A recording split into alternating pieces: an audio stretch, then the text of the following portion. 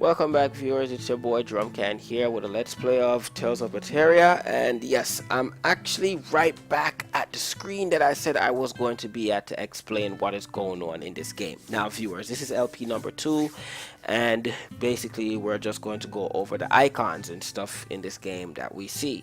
Now, on the screen, we see pleasures of icon. We see back, confirm, character, and select. At the top we see items, art, equipment, fashion, strategy. These two will come in later on when the actual game starts up.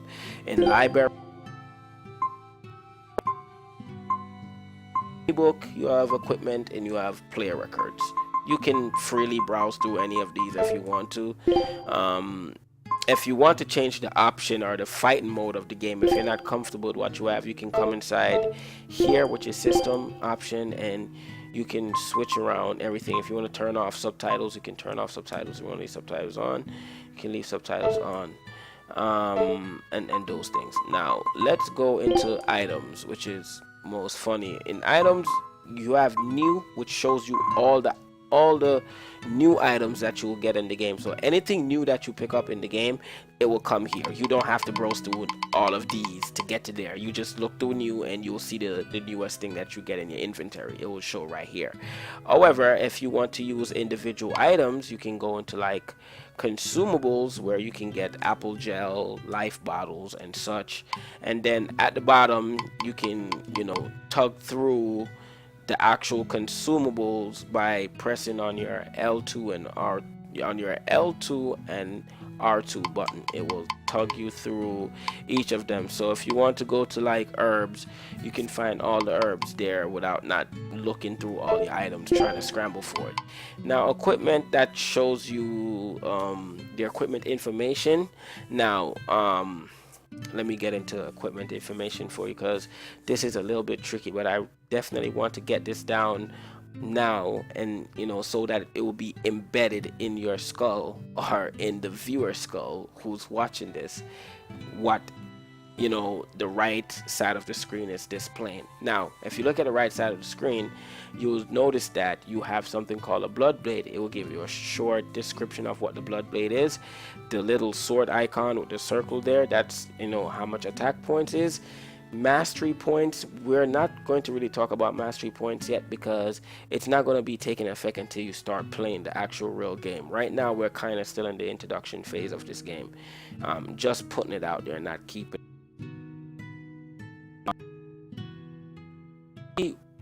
You can enchant your weapon in this game to where so that it will get. Before in Zesteria, it was a weird way that you had to learn bonus skills and other skills. You mainly have to learn them through union group, but in this game they don't have anything called union group. They just get away with all that, get your weapon, break down lesser weapons to enchant stronger weapons. It's fairly easy, but we'll get into enchantment when we actually get into the real game. I'll explain that to you. Accessories is the same thing. Armor is the same thing. Rings, shoes,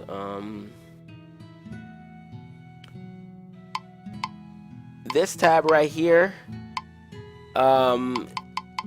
these have to do with your actual stones. You get some stones in the game, and they basically they unlock certain perks. You'll see them later on when they show up. I'll go back to that tab right there, world map, everything else, add-ons. If you have any add-ons, if you buy any content from the PSN store, this is where you go to add it on. Now in art, which is funny, now this page right here in itself is where all the glory happen. Most people intend to play this game like this, like this, like sideways like this, sideways like this, and sideways like that. Like, you probably don't understand what I mean by that. If you smash circle, circle, circle, circle, that's what you're going to end up with. Vice versa, go for all of the others that's up here. Now the game is more technical than just smashing these one button and just doing that. However, the game have what you call a combo mix. You will learn about it. You can actually mix any one of these or any one of these or any one of these or any one of these with any combination of these 3 buttons. So you can go circle, circle, this, and then end up with that at the end. You see what I'm saying? So it will be like you start out circle, circle, circle, circle, which will give you these 2. You see what I'm saying? Then you change to this. You see what I'm saying? Hit this, and then you will hit this at the end. You will hit triangle at the end. So it'll be like circle, circle, square, square, triangle. It'll be something exactly like that. So while the game have one linear way you can go, there's also a complex way you can go. You can get physical and mix up the combos if you want to. And trust me, like the moment the game opens up to you, when you understand what you can do in the game, the combos get ridiculous. Like, you guys will see what I'm talking about as we get up there. Now, if you tug again on the R2 button, you will go over and you'll see this is where you learn your new skill. If you pay attention down to the bottom, you'll see material arts, which are the minor arts that you learn, and you'll see what kind of effect they do right beside the CG. CG is Spirit Surge. You'll learn about that. Well, Spirit Gauge, actually, you'll learn about that. It takes 9 points or 9 Spirit Gauge just to perform that move. And right beside of it, it also gives you Paralyze. So if you want to set up your character in a way, you can actually just, scroll through here, and then right over the top right hand side where it says time used, that's how you know how many times the skill is being leveled up. So pretty much with that being said, we're going to go over one more time, and we see Break Soul and we see Mystic Arts. We're not going to learn Mystic Arts yet, but you will have a lot of Mystic Arts here, and you will be able to know how to use Mystic Arts. I'll explain that to you. But however, the most important thing in this entire arts feature that we want to change is that thing that's right up there by the option button, and it says control mode. Now we want to take Velvet from semi-auto to manual. We want to fully control her. We don't want the computer partially using her and we using her at the same time. It can confuse everything. Now I just explained all of that to you viewers, and we just changed up some stuff. Now we're gonna go ahead and activate these little marks that we see about the place, and we're about to find out what is going on. So let's go up here, let's check. I like to run around, I like to adventure, I like to see things, learn things. So anyway, we're back downstairs, so we're gonna go ahead and find out what Laphicet needs. Rest up, alright? Don't forget to take some gels with you. You're careless sometimes. I'll be fine. You just make sure. Don't worry about me. I'll be in bed resting. You better be.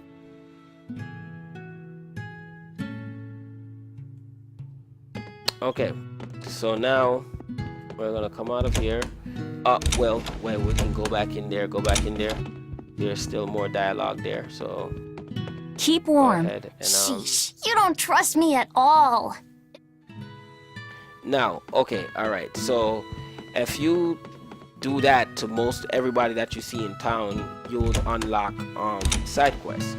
And how you'll see your side quest is if you smash on the square button, it will show you over there on the right hand side your actual mission, and it will also show you the map, and it also show you everything that's on the map.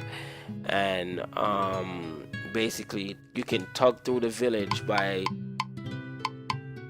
just to see different parts of the map. So that's how you will know where your side quests and your actual missions are. Just hit the square button. Now the next thing I wanted to talk to you about, and mainly about this game, is the actual skit feature that you see me activated a minute ago with the girl talking. And you see those skits. Okay, those skits are very important, viewers. I want you to pay attention to what I'm saying, because I'm only going to probably say this once. If you believe me, you believe me. If you don't believe me, don't believe me. The theory is however you see it, but you can test it out if you want to. It works for me because I've done it a lot of times. The skit feature in this game is single-handedly important because it's like a bonding feature in the game with your characters. Now, why would you want to bond with your characters? You bond with your characters for various things, but in this game, it's more important in this game than it was in all the other Tales games, because for number one, in this game, if you do certain skits, you can get costume from it. You can actually get perks from doing certain skits, so it is really important to watch those little skits because you can get certain stuff from them. In other Tales, you couldn't. The only thing it does was bonding, meaning that it will make you and the relationship of that character more stronger each time you watch it. You know, think about it as if, let me give you a very new game that actually gives you some kind of example of what I'm coming from. Final Fantasy 15. Yeah, let's jump to that because that's like everybody go-to game. Final Fantasy 15 have what you call the little campfire thing, and you're around the campfire, you see the guys, they level up, and you know, that's how they associate, they know how their team skin, and you know, they know each other, they open up. That's how this is. Whenever I do those skits, it's like you learned something about the character that you didn't learn, or of a character that you didn't know before. However, doing it will display a different gaming performance in form of combat, meaning that your characters will do certain things, like they will heal you, they will revive you. Yes, it is true that even if you don't do these things, your character will still do them. Don't get me confused. I'm not saying if you do this, you know, your character is always going to res you and always going to do that. That's not what I'm saying. I'm saying that there's a partial grade that the computer would make a wise decision of if a character is down, they will take up the character. If they're the only one on the field, they will try to buy out time so you can, you know, get a res. You know, these things might happen if you don't do the skill, if you don't do the skit. But if you do the skit, they will happen maybe at like a 50% rate, which is high enough. If I can have an AI res me at 50% rate, I'll take that. I'll take it. It's a 50-50 chance that he might do it. You see what I'm saying? So in a lot of ways, you're going to actually see me do those skits a lot to where they are automatically activated by themselves. I don't know if that's a game thing.